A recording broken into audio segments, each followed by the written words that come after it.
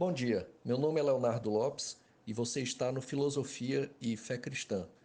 Hoje vamos continuar tratando aqui da Reforma Protestante e de Lutero. E vamos seguir também um pouco aqui o que Colin Brown, no seu livro Filosofia e Fé Cristã, nos traz, as páginas 41 e 42.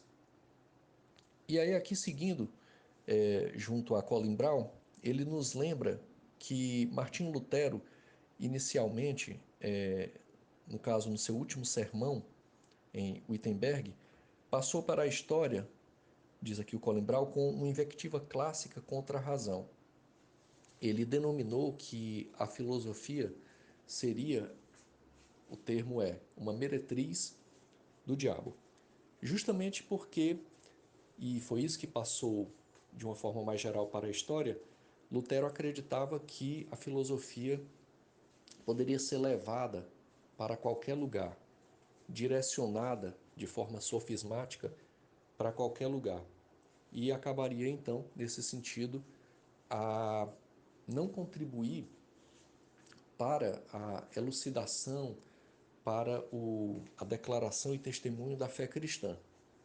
E o Colin Brown elenca aqui alguns títulos, por exemplo, que nas obras de Lutero podem ser encontradas acerca, por exemplo, de Aristóteles.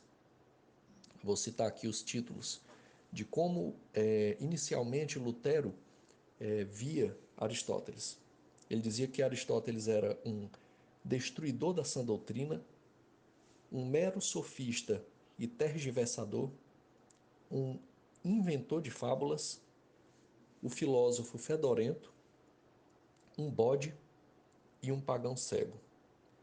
E essa é uma lista que pode ser estendida.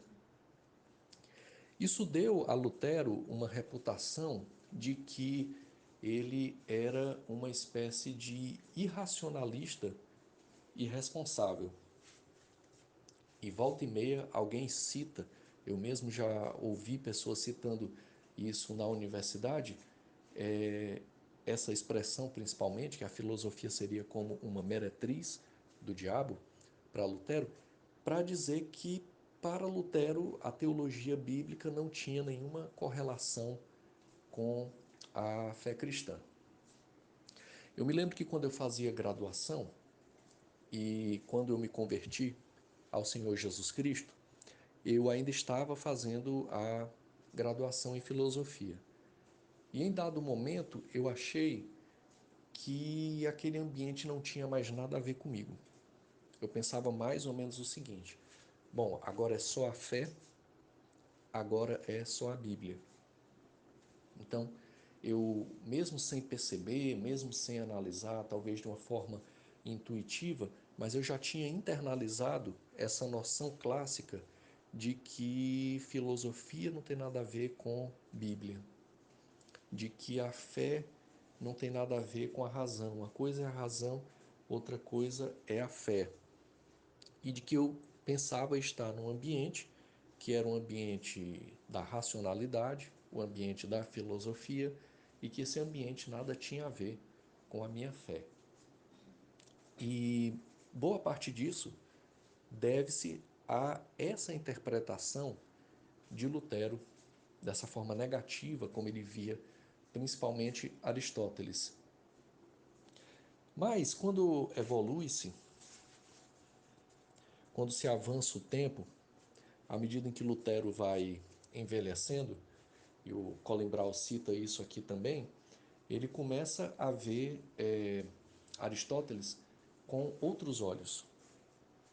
Tanto que ao final, ele diz aqui, né, citando uma frase de Lutero, que tem a frase, eu vou citar só o final, está aqui na página 42, que o Lutero dizia, isso já mais avançado em idade.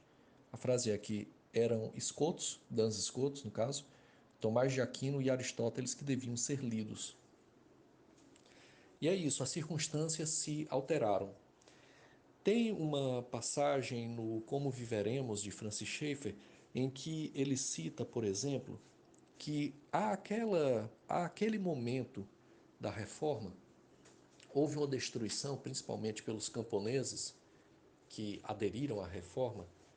E aí, obviamente, não sejamos ingênuos de achar que todos aderiram à reforma por questões espirituais, mas muitos deles também queriam ver-se livres da questão econômica, da tributação a Roma e, sobretudo, ter uma liberdade maior em vários âmbitos da vida, inclusive o âmbito político, a própria questão dos reis germânicos, enfim, é uma questão que se estende bastante. Mas o Francis Schaeffer cita que muitos camponeses invadiram igrejas católicas e destruíram as imagens dos santos e santos católicos. E obviamente, aí o Schaeffer cita lá, haviam ali obras de arte importantíssimas e o Schaeffer diz algo mais ou menos como o seguinte: talvez fosse bom que naquele momento de turbulência se tivessem deixado aquelas imagens guardadas para 100 anos depois retomá-las. Porque ali, claro, estava uma crítica radical à idolatria. E a idolatria no sentido de se curvar, de se prostrar diante de uma imagem e retirar, porque é isso que a idolatria a retirada da glória de Deus e a transferência dessa glória para o que quer que seja. Não é? Não só uma imagem, uma escultura, uma estátua, como também uma ideia, às vezes. Hoje, no século XXI, boa parte das idolatrias elas são idolatrias a ideias, a ideologias ou a coisas materiais. Mas então o Schaeffer diz isso. Talvez fosse bom ter guardado essas imagens aqui, essas estátuas, porque não se podia deixar de lhes atribuir um valor artístico, uma beleza artística. E aí, nesse sentido, é o que se dá mais ou menos aqui. Diante daquela pressão daquele momento, e principalmente uma crítica ao escolasticismo, e sobremodo uma crítica a Tomás de Aquino, e a forma como Tomás de Aquino utilizou Aristóteles, e aqui lembremos outra crítica que o Francis Schaeffer faz, que está no sentido de dizer que a separação que Tomás de Aquino faz em torno de dois andares, como se fossem dois andares de um edifício, quer dizer, o primeiro andar seria propriamente a razão, a teologia natural, o segundo andar seria a fé, a teologia bíblica. E aí a crítica do Schaeffer é que filósofos, pensadores que não eram cristãos, que não tinham fé, eles aproveitaram esse mote, digamos assim, dado por Tomás de Aquino para dizer, já que Tomás de Aquino está dizendo que nós podemos, há um momento em que se pensa somente pela razão, nós vamos ficar só por aqui, vamos pensar só com a razão mesmo e não precisamos da fé. E isso teria sido um mote para o surgimento do Renascimento, do antropocentrismo e de todo o percurso que viria a culminar, por exemplo, no ateísmo. E, como tal, então, Lutero ele se debatia com essas questões. E essa frase de Lutero, quer dizer que a filosofia é uma meretriz do diabo, dizer que Aristóteles era um filósofo fedorento e coisas do tipo, estava muito nesse contexto de um embate inicial daquelas questões, de uma tensão que depois viria a se apaziguar. Tanto é que no final da vida dele, ele diz que não tem que ser lido Aristóteles, assim como Tomás de Aquino e Duns Scotus. Então, é interessante que, principalmente para quem é da área de humanidades, atente bem para essas questões. Quando uma pessoa falar isso, dizer a reforma protestante não tem uma tradição de pensamento, justamente porque Lutero já deixou claro que não deve ter. Deve-se atentar para isso. Lutero falou inicialmente realmente assim, mas por conta de todo um conjunto de embates que envolviam dimensões políticas, dimensões econômicas e, sobretudo, uma guerra espiritual muito grande. E aí onde veio a lume essa expressão. Mas ao final da vida ele já tinha mudado um pouco porque a situação já tinha se acalmado um pouco mais. E nesse sentido a crítica de Lutero era a certos tipos de filosofia. que faziam com que afastassem a, a, a fé cristã da verdade bíblica, da verdade revelada, da teologia revelada. Então a crítica dele era fundamentalmente contra esse tipo de filosofia e não a toda a filosofia de uma forma em geral. Seguindo aqui um pouco mais o que cita aqui o Colin Brown, eu vou ler e depois faremos um comentário. Diz assim o Colin Brown: para Lutero havia três luzes que iluminavam a existência humana. Havia a luz da natureza, em que a razão e o bom senso bastavam para solucionar muitas das questões cotidianas. Havia a luz da graça, mediante a qual a revelação nas Escrituras dava ao homem um conhecimento de Deus que de outra forma não poderia ser alcançado. E havia a luz da glória, que pertencia ao futuro, pois havia muitas questões que as Escrituras deixaram sem solução. Existiam certas questões que pareciam estar em contradição, tais como a soberania de Deus e a responsabilidade do homem por suas ações, as quais tanto as Escrituras quanto a experiência cristã testificavam, mas que nem as Escrituras nem a razão resolviam. Então era basicamente isso. A teologia natural, ela e o próprio uso do bom senso, e aqui lembremos Descartes, democratizando, né, essa questão do bom senso, anos à frente, séculos à frente, aliás, era basicamente isso. Quer dizer, naturalmente, o homem natural ele já percebe boa parte das verdades, porque ele tem racionalidade, ele tem um cérebro, ele tem inteligência, ele pode analisar o meio em que está. Mas, quando vamos à questão da salvação, a questão que diz respeito às dimensões propriamente de culpa, da resolução da culpa, ou da dimensão da salvação humana, das dimensões de vazios fundamentais que existem na alma humana, aí somente realmente a graça de Deus em Cristo Jesus é que soluciona tais questões, e isso vem pela teologia revelada, pela teologia bíblica cristocêntrica, e não pela razão. Mas o próprio Lutero admitia que, assim como Agostinho, em certo sentido, tomando como base a primeira epístola aos Coríntios, no seu capítulo 13, que é somente em uma dimensão de glória, é somente em uma dimensão de bem-aventurança, para utilizar o termo agostiniano, em que propriamente o amor, e aí o amor ao conhecimento, o amor à verdade, que é Deus em Cristo Jesus, pode vir à tona de uma forma amplíssima. Então, muitas das coisas eram deixadas propriamente para o futuro, para a glória, para uma dimensão de bem-aventurança, porque não cabia ao homem, tanto a Escritura não deixa, não finaliza tais questões, digamos assim, quanto a razão não consegue abarcar. É o que ele diz aqui, o Colin Brown cita aqui, questões que tanto as Escrituras quanto a experiência cristã testificavam, mas que nem as Escrituras nem a razão resolviam. E aí continua aqui o Colin Brown dizendo assim: Lutero acreditava que a abordagem certa não era deixar estas antinomias se cancelarem mutuamente, mas sim sustentar ambas em tensão e deixar a luz da glória resolvê-las. E é basicamente isso. O Lutero mais maduro, e é isso que deveria se chamar mais atenção, já não tinha uma crítica tão fundamental com relação à filosofia.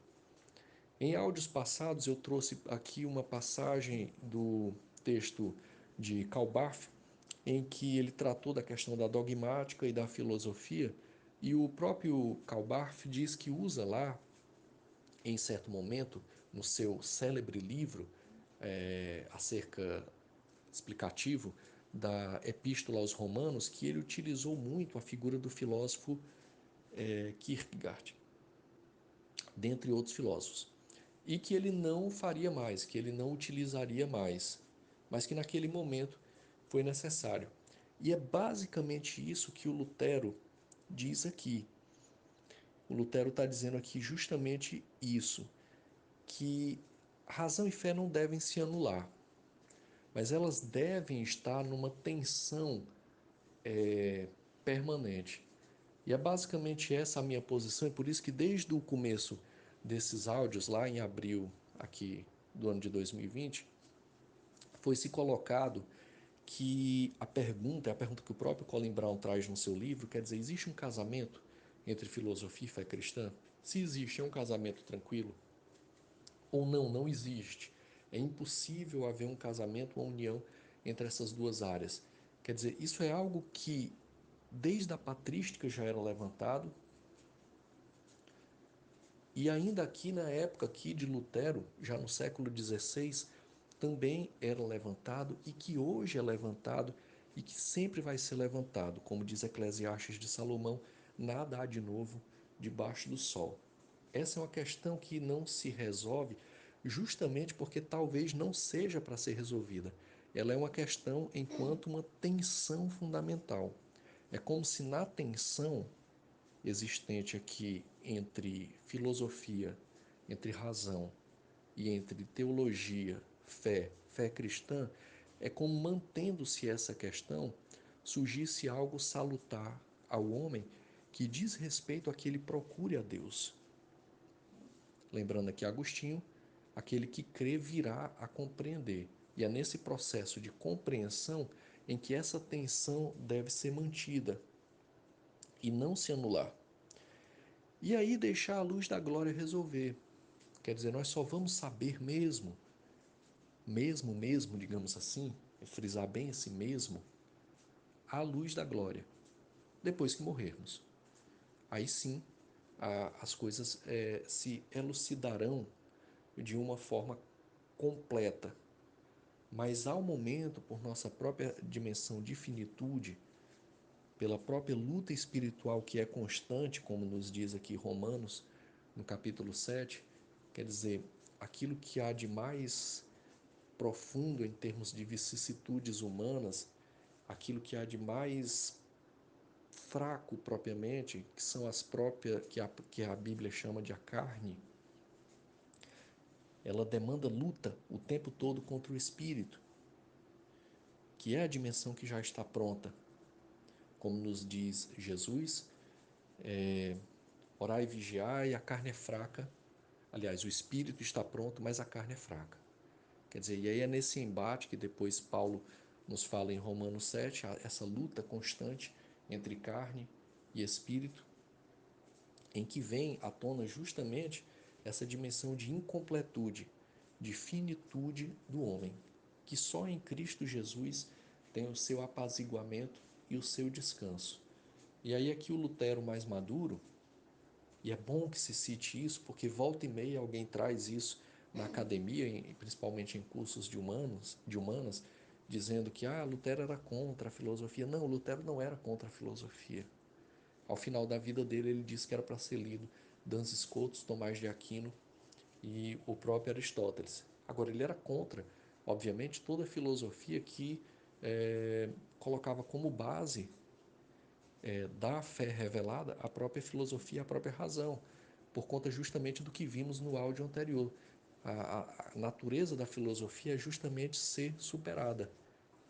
Ocorrem superações o tempo todo, quer dizer, Platão superado por Aristóteles, Agostinho superado por Tomás de Aquino, Descartes superado por Kant e assim por diante. Então, se você coloca como base da fé cristã, da fé revelada, a razão filosófica, é uma base muito fraca, porque hora e meia ela vai ser superada.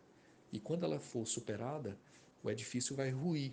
E aí vão dizer, então a fé também caiu, já que caiu aqui o alicerce, o fundamento, caiu também a fé. É por isso que a base não pode ser a razão humana. E, como ele diz aqui, deixar a luz da glória resolver. Quer dizer, muitas das coisas só serão resolvidas realmente no futuro. Ficamos por aqui hoje. Deus não está morto e muito menos na academia. E lugar da Bíblia é em todo lugar. E por que não também nas faculdades de humanas, principalmente nas de filosofia? Um fraterno abraço e que a paz de Cristo fique com todos.